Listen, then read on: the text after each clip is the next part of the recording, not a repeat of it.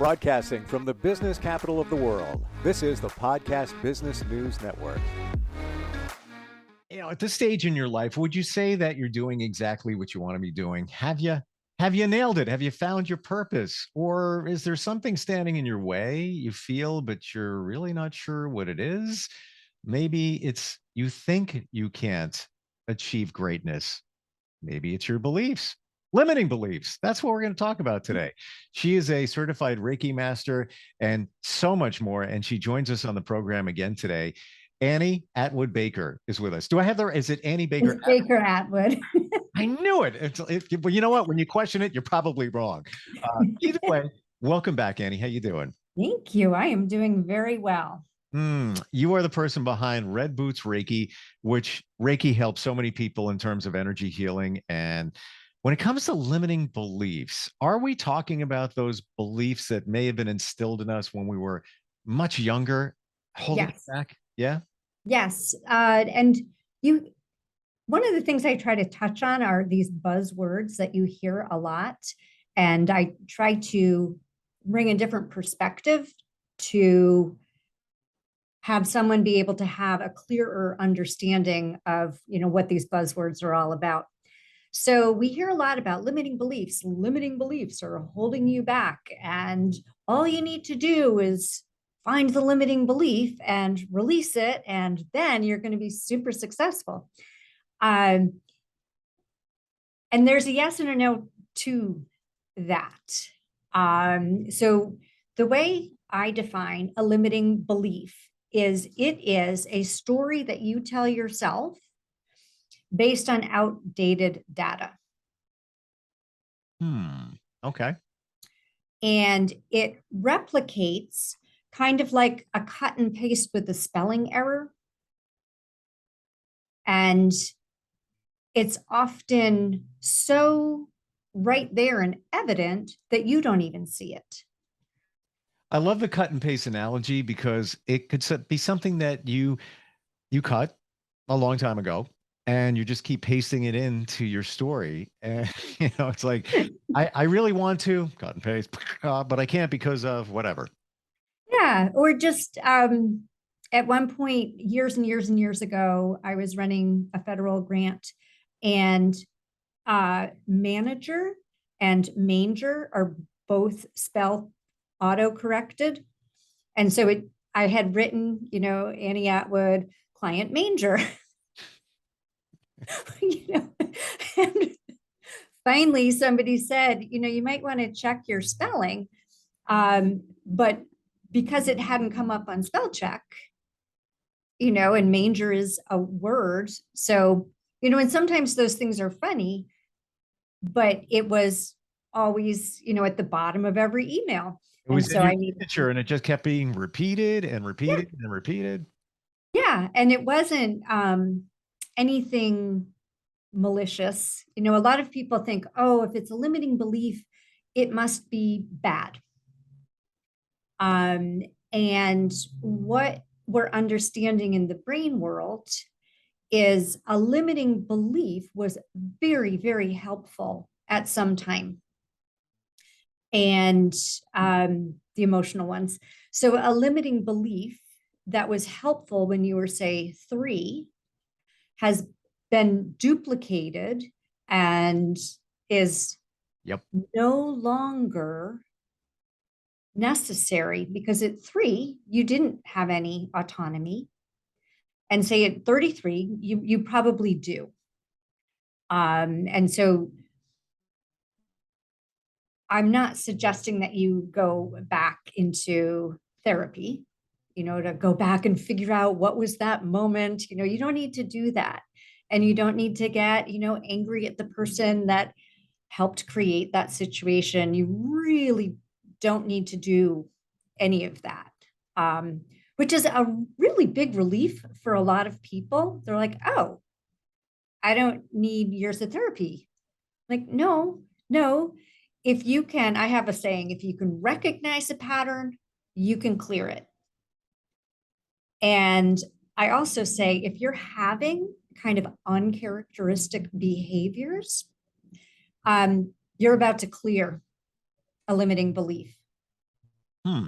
How would can we put that into an example or context? And what you just said, uncharacteristic behaviors, what would that be?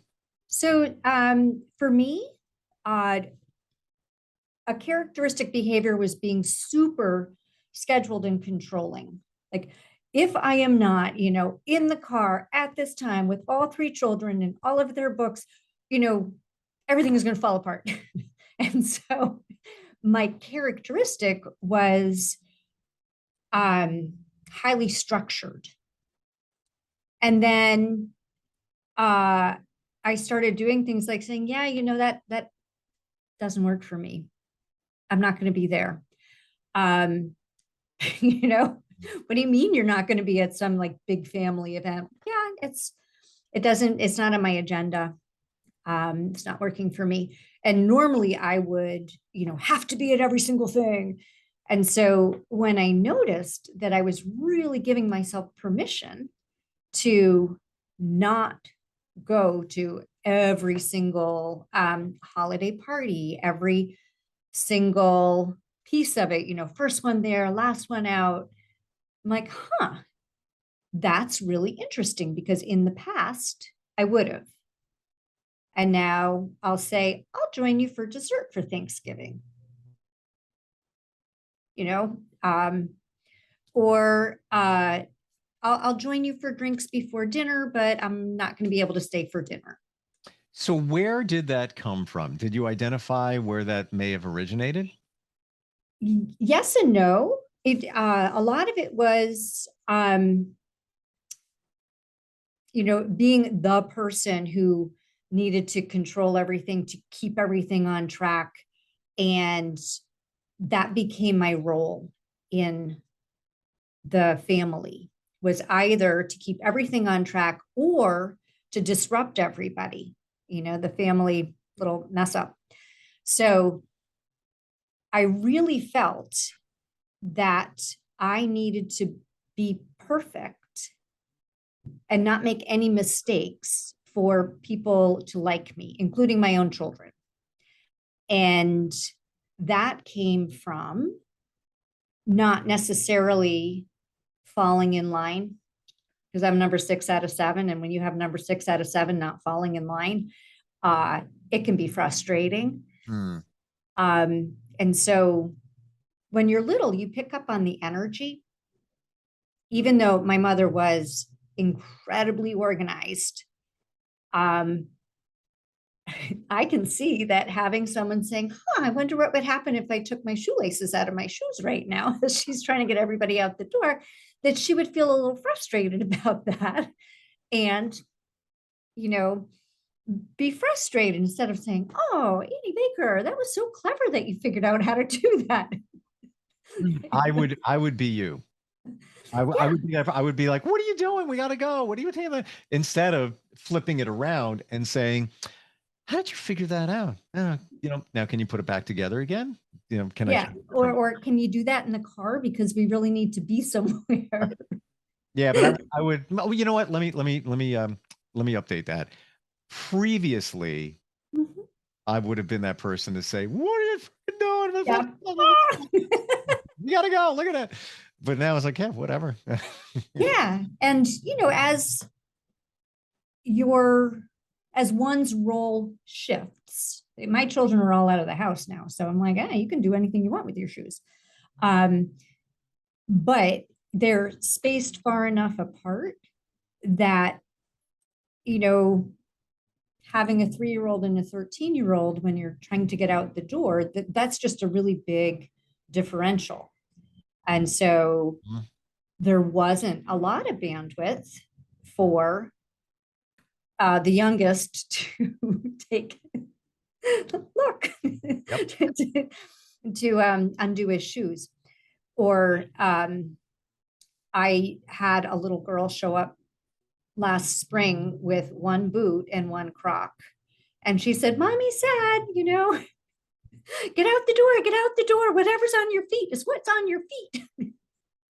And so she came to school. I think there was supposed to be a lesson there. I don't know. Yeah. And the little girl's like, I have two different shoes and this is great. So it didn't bother her at all. Yeah. So having the idea that if I don't do it, it won't get done is a limiting belief. So now that we identify that we have a limiting belief, maybe we believe we figured out where it came from. You don't even need to figure out where it came from because it honestly may be something that happened once. Yep. Or it might have been a kind of a generational kind of thing. Sure. My mother was born in 1932. And so that generation had scarcity, and there was no way around that. Yep. And so there was a sense of scarcity that she carried with her. And I mean, she was aware enough of it to try to mitigate it, but it was just such a pervasive, generational thing. The school children who grew up with COVID, they are going to have that imprint on them. No doubt. That's And so that's going to be something to just be aware of, to say, yeah, I understand where that came from. That was very disruptive. And because it happened to the entire world, it's truly something that needs to get addressed. And that's different than, major trauma. Major trauma also can create a limiting belief, absolutely. especially if there's a sudden death. What did I do wrong? And so What could I have done? what could I have done? Yeah. And so those kinds of things, they're there. They're really there. And it can feel really good to get them out, even if you're not sure what's getting out, or you think, oh, I've done a lot of work on that and I'm good. And then something comes up and triggers you, like we were talking about last week. And you're like, oh, I'm not so good. I thought I was done with that and I'm not. I'll be honest. I have a friend who had sudden death in her family, and it was a little over a year ago, and dealing with it now. Like things surface, like you wouldn't even know. We think we're okay. All of a sudden, something happened. Maybe the holidays coming up, whatever it might be. Her children. So when we figured out what the belief is that's limiting us, how do we navigate around it?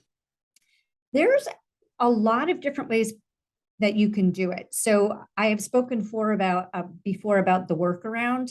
Don't plug everything into the island because you'll flip the switch off, blow the circuit. And that is how most people work around a limiting belief, is they just avoid situations that puts them in that. One common one is there's a lot of limiting beliefs around authority, especially if you had kind of a yeller in your early life who is like a big yelly person.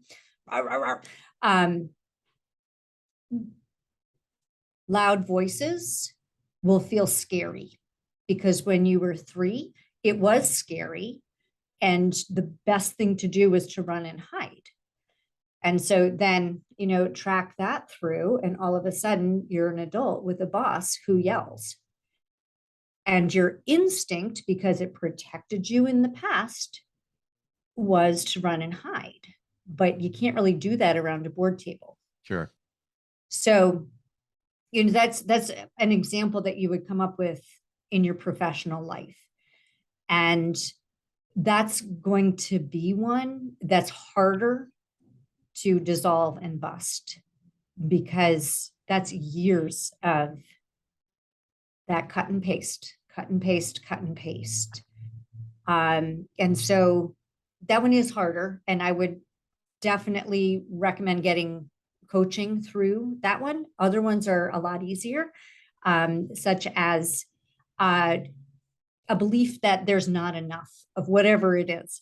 You Well, can the scarcity, you know, scarcity. educationally, you could be programmed or have the limiting belief because of your parents from their generation that I'm never going to make money.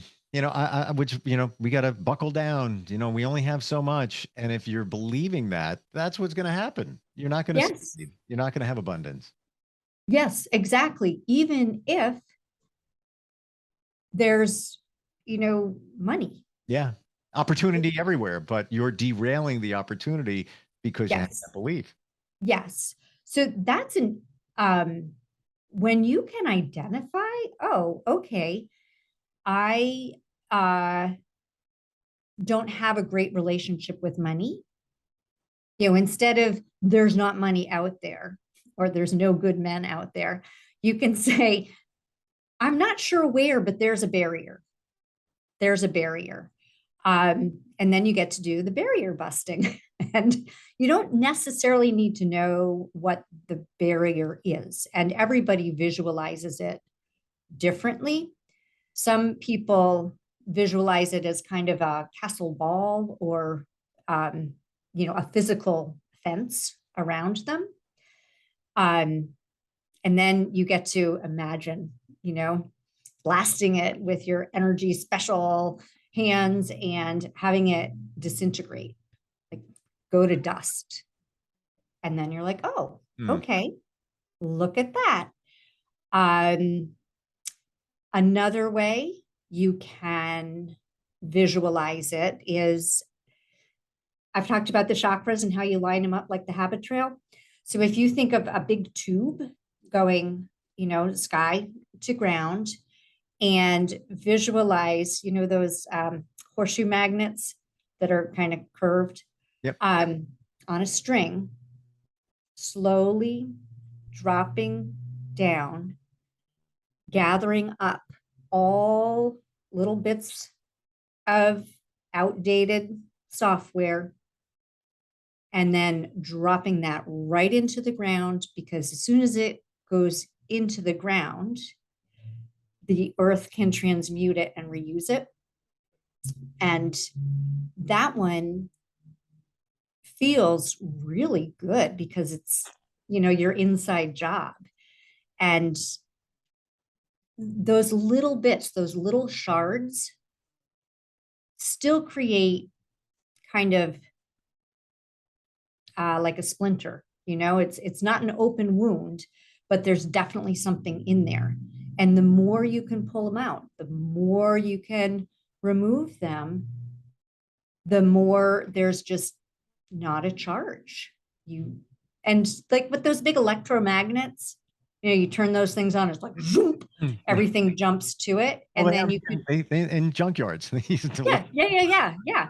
But then you can turn it off and all the junk falls off. So visualizing a magnet is really helpful in terms of, does this belong or not belong?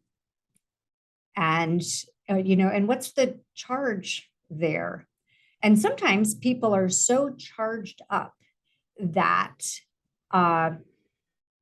they assume things are not going to go their way. They assume people are going to be unkind to them. They assume they're going to be, at the, short end of the stick. That is the magnetic pull. And so they're, bringing in all of those not great parts from other people because they are a magnetic pull for those assumptions. And so with clients that I'm working with on that imagery, we deactivate the magnet and let all of that stuff just fall off.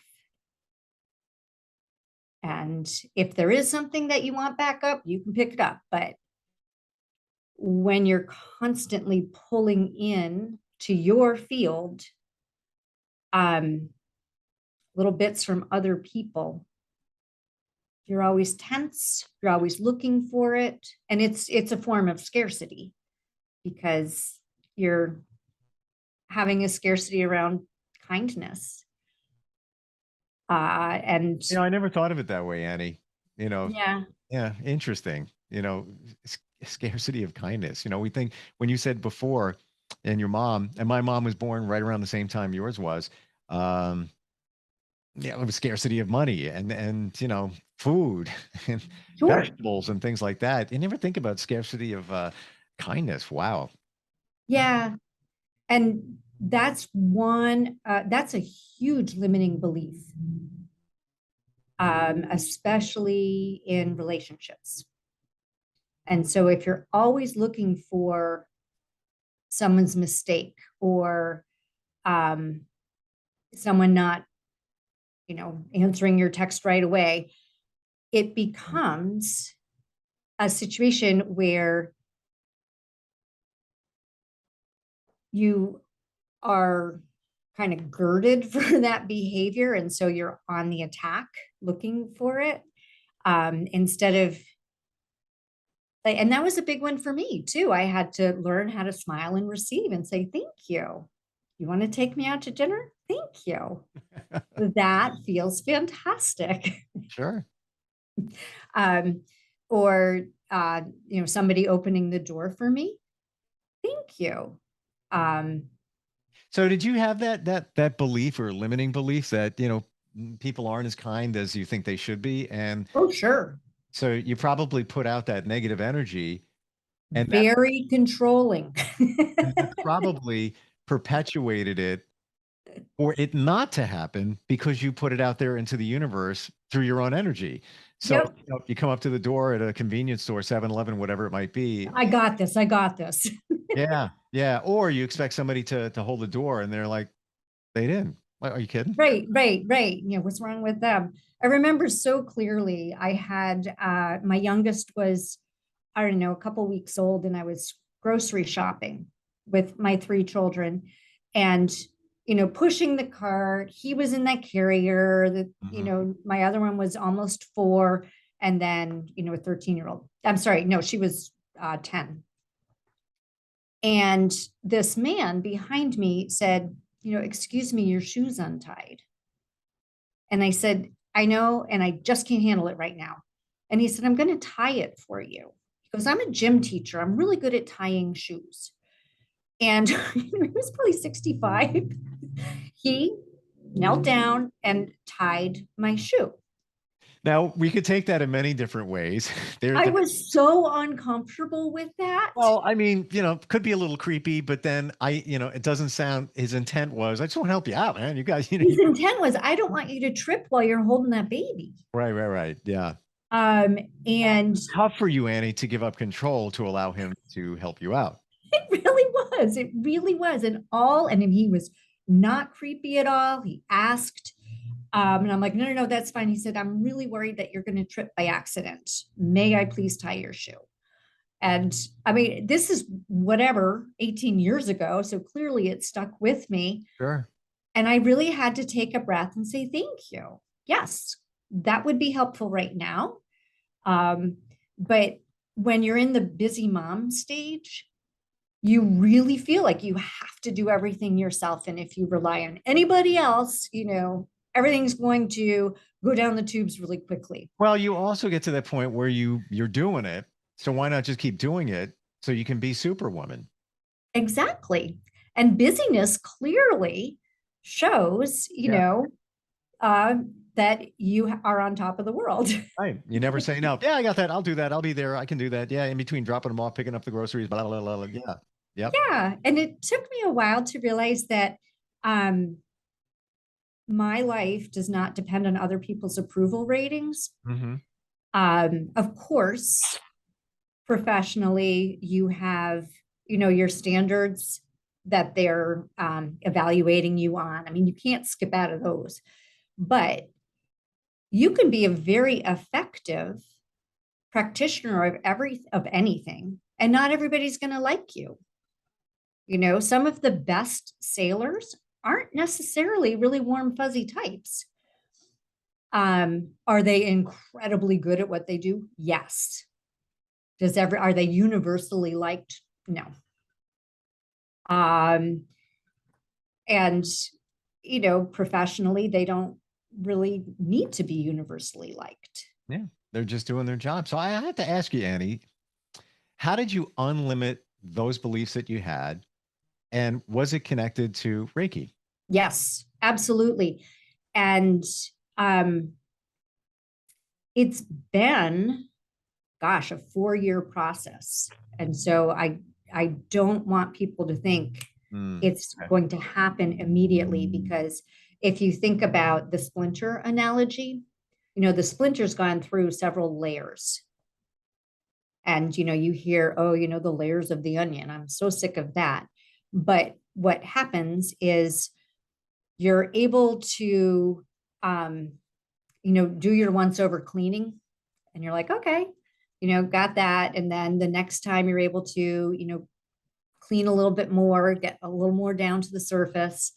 And it really does come out in, sometimes there's a big breakthrough and sometimes it's a smaller breakthrough. But in Reiki, one of our requirements for our masters was to do a 24-hour vision quest. And so we had to be completely alone. You know, no electronics. We were allowed to have our phone for safety. And she wanted us to, you know, just reflect, really come to it. And so I was reflecting on why I had always felt so invisible. And when you do everything, you're invisible. And where was my part to own that? And the weirdest thing happened. Oh my gosh. Do you remember camera, like the actual film, like 35 millimeter film or whatever it was? 100%, 100%. Yeah. And if it didn't shift all the way, you kind of had Double image. double image, right? So I woke up, because you had to wake up every 4 hours and journal. And I woke up and there was this double image. And I'm like, why are all these people in my room? What are they doing? This in your And mind? This is what you use? no, I was seeing it. This is what happens when you go on a vision quest. You get to see stuff. And it was essentially probably the 1500s, late 1500s, early 1600s. And my instinct was, wow, I could go a lot faster if I went on my own and didn't have to wake all these people up. But I knew that that wasn't a good idea. And basically, they were my detail.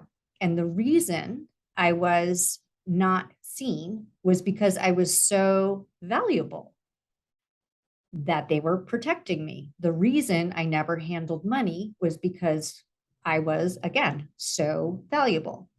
And so once I was able to flip not being seen as it was because you were so valuable that you were protected, rather than you're not seen because you're not good enough. And that started, you know, untangling a lot of other little parts. Wow. See, I never realized that Reiki could help you unlimit those beliefs that we have. I had no idea. Yeah. Yeah. And one of the ways to think about it, I don't know if you've ever seen the prank where they put sticky notes all over the windshield of a car.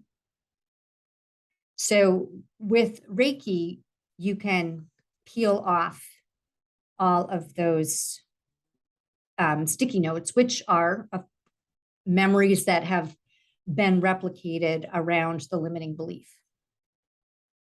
But the one thing, it takes time. Can't happen overnight. Some things happen so fast, and then other things take a while to catch up.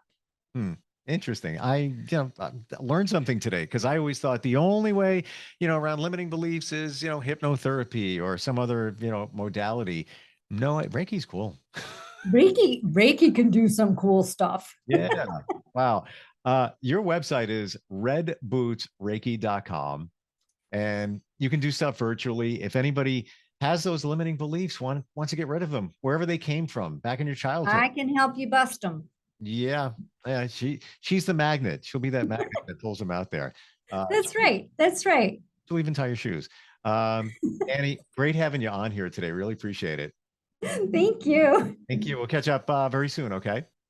Are you looking for even more of the podcasts and hosts that you love? The Podcast Business News Network is proud to announce that you now have even more ways to listen live. Check out the MyTuner Radio, online radio box, and Simple Radio apps on iOS and Android, or find us online. Search for Business News Network on mytuner-radio.com, or search Podcast Business News Network on streama.com and onlineradiobox.com/US. Take your podcast on the go and don't miss a minute of the action.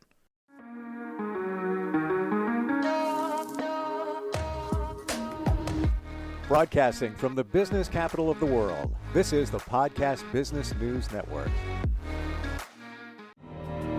For nearly 2,000 severely injured veterans, everyday life has become filled with barriers. Day-to-day simple tasks can become pretty daunting. I have to carry my chair up 2 flights of steps or have somebody do it for me. What scares me the most is just the falling. When I'm struggling with my house, I think, to have that one great barrier just knocked down, it's crucial.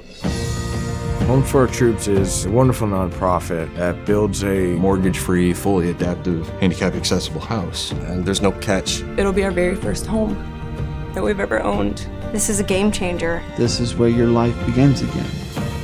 We need you to join us in completing this important mission. Please visit hfotusa.org and help build homes and rebuild lives. Because of you, everything's going to be okay.